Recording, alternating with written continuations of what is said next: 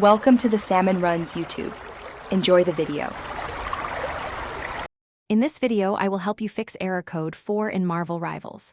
First, ensure your internet connection is stable and strong. A weak signal can cause many issues. Then, try restarting both your game client and your entire computer.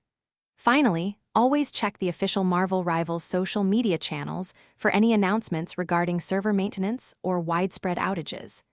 These simple steps often resolve common connectivity problems quickly and efficiently, getting you back into the action.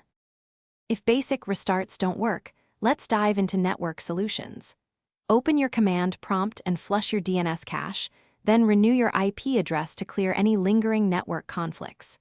Temporarily disabling your firewall and antivirus software can also help identify if they are blocking the game.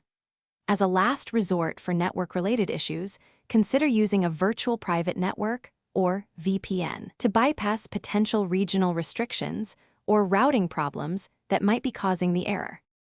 Next, we'll focus on your game files and updates.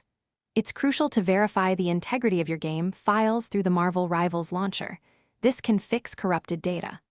Also, make sure both your game client and your operating system are fully updated to their latest versions, as outdated software often leads to compatibility errors.